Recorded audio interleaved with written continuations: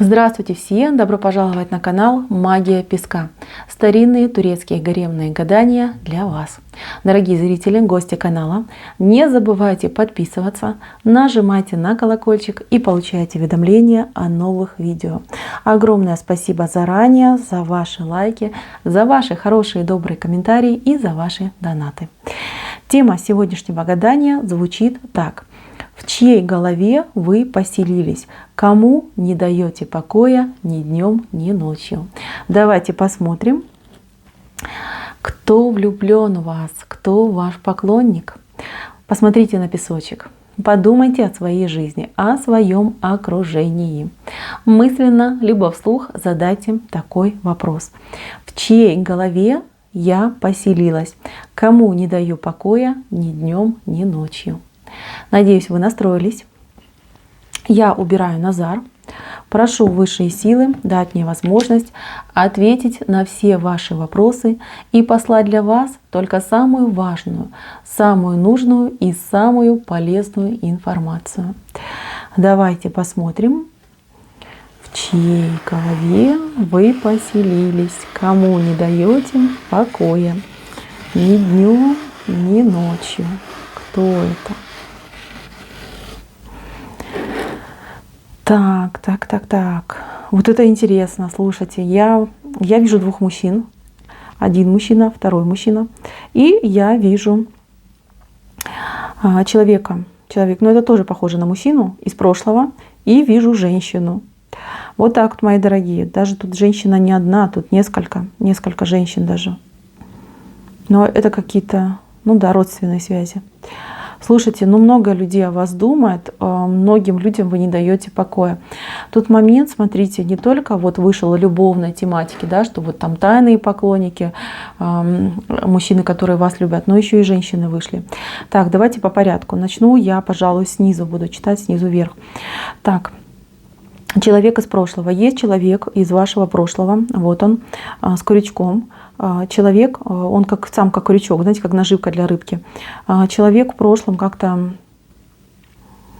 наследил в вашей жизни, наследил, обидел, поступил плохо. Может быть, потом даже и сам вас обвинил, что вы сами, дескать, виноваты в этой ситуации. Человек безответственный, человек мод, может быть, выпивает, может быть, маргинал. Человек, который там менял женщин, менял локации, такой, знаете, перекати поле. И как будто бы жизнь у него вообще по наклонной ушла. Сейчас этот человек глубоко несчастный. Либо он где-то там спился, скитается, либо он может жить достаточно богатой жизнью, но абсолютно несчастной. То есть у человека может быть такая ситуация, что ничего нет, либо наоборот, у человека есть все, но человек и в том, и в другом случае абсолютно одинокий и абсолютно несчастный. И сейчас в последнее время очень сильно начал вспоминать о вас. Возможно, это даже какая-то ваша школьная любовь, да? Возможно, это человек, там, бывший муж. Человек, который вас реально очень сильно обидел. Мужчина, который обидел, высмеял, может быть, как-то обиду нанес, там, какие-то вот раны, понимаете, раны нанес. И сейчас мужчина вот в такой ситуации, когда ему свет не имел. И он постоянно думает, почему такая ситуация произошла в моей жизни. Он вспоминает вас. Знаете, ему кажется, что ему прилетел бумеранг за вас. И хотел бы этот мужчина вас найти и попросить у вас прощения. Вот об этом он постоянно думает. И я так вам скажу, ждите, он придет. Он придет и будет просить у вас прощения. Вот здесь сердце вышло перевернутое, и в сердце нож. Будет пытаться этот нож вытащить, потому что вас он очень сильно обидел. Вот знаете, он обижал и других людей, не только вас, да, но и других обижал. А вот вас как-то особенно. И вот ваш взгляд, последний какой-то взгляд ваш, либо клятва, которую он давал. То есть вы как-то на него посмотрели так, что он запомнил это навсегда. Навсегда он запомнил эти глаза. И эти ваши глаза его преследуют не часто, но регулярно во сне преследуют этого человека. И он считает, что сейчас катастрофа в его жизни, полное одиночество, тоска и грусть, это ему обраточка за вас. В принципе, наверное, он и прав. Человек будет вас искать, он появится. Появится, либо он физически появится, либо как-то через соцсети, через мессенджеры будет как-то вас искать, выходить с вами на связь. Вот эта вот ситуация есть. Следующий момент. Здесь женщины вышли. Одна женщина — это женщина с вами какая-то близкая. Либо это совсем близкая ваша подруга, либо это кровная связь. Да, там мама, бабушка, сестра, там, не знаю, тетя. Вот эта женщина, она постоянно о вас думает. У нее душа за вас болит. Душа болит, она очень за вас переживает. За то, как вы живете, за то, какие проблемы у вас в жизни, за то, как вы там, например, себя не любите, не цените. Вот она хотела бы во что бы то ни стало вам помочь, наладить вашу жизнь. Но как будто бы она над вами власти не имеет, да, либо возможности как-то вас направлять. Либо она вам говорит, а вы там отмахиваетесь и говорите, у меня своя жизнь. Да? Либо там, например, это ваша подруга, которая видит, что вы живете там с непотребным мужчиной, либо вы одиноки, и она вот пытается всеми там силами вас из этой ситуации вывести, дать какие-то советы, и говорить, нет, у меня такая судьба, и все, типа забудь. Вот. Либо вот мама, если мама, то очень сильно за вас страдает и очень сильно за вас переживает. Вот, кстати, она за вас может ходить молиться, свечки ставить, понимаете? Даже если эта подруга тоже может так делать. В тайне от вас за вас просить, чтобы высшие силы над вами как-то смиловались, да, и дали вам возможность в жизни обрести счастье. Очень сильно за вас переживает, очень сильно переживает. Есть еще две женщины, которые о вас много говорят. Много говорят, они вам очень сильно завидуют, они прям злобой пышут в вашу сторону. Это либо на работе, либо где-то, не знаю, там в доме вашем, где вы живете. То есть, знаете, какие-то сплетницы, жуткие сплетницы с грязными черными сердцами и с такими же грязными языками и глазами. Постоянно на вас смотрят, постоянно что-то там придумывают, рассказывают. Причем такие, знаете, вот неприятные, они как шавки, извините за слово, когда вас видят, прям чуть ли не кланяются. Как дела? Привет, привет.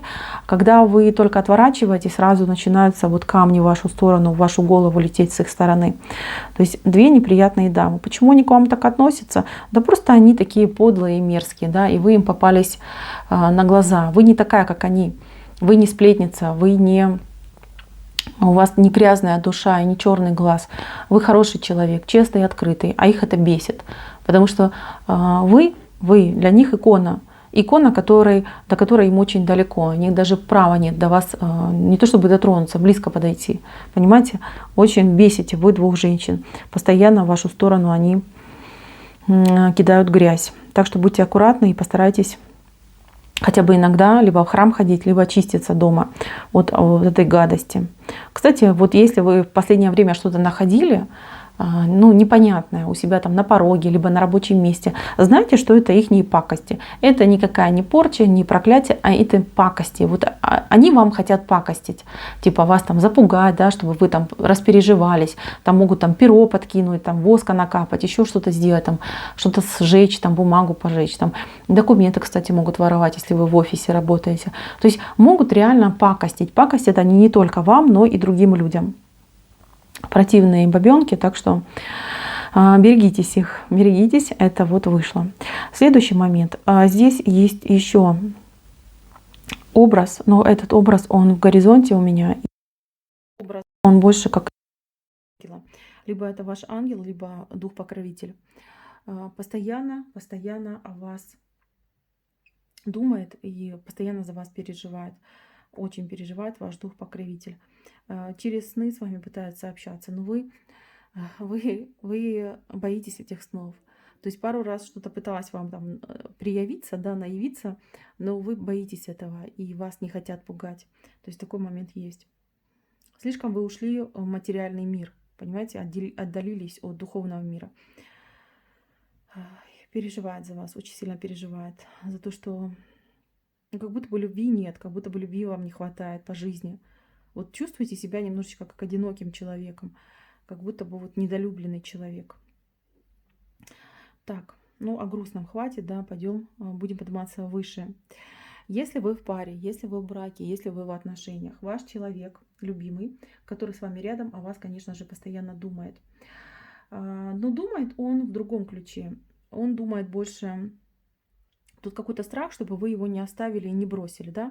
То есть это мысли не о вас, а больше, наверное, о себе. 24 часа думает об этом. То ли вы поссорились, то ли вы поругались, то ли у вас какое-то вот отношение странное внутри пары, как нету между вами тепла и связи. И он очень сильно из этого переживает, ну, либо она, да, и думает, что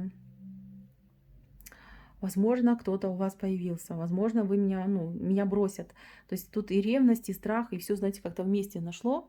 Так что смотрите, может проверять вашу почту, ваш телефон, даже может там где-то за вами проследить. Здесь именно страх, страх того, что я могу потерять.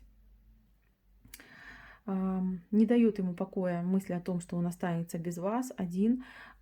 Тут, кстати, может еще такой момент будет, что человек хотел бы сделать вам предложение. Предложение руки и сердца, да, но сам, получается, боится вступать в такие серьезные отношения, но при этом понимает, что надо. Об этом тоже, кстати, думает. И если у вас скоро будет там какая-то годовщина ваших отношений, то готовьтесь, потому что он себе там уже где-то еще чуть-чуть, да, еще 5 минут, и он надумает решение, примет, что делать вам предложение. Если вы уже в браке, то очень сильно боится развода. Очень сильно боится развода, что вы разведетесь, бросите, уйдете. Прям для него это как серпом по одному месту. Страшно-страшно.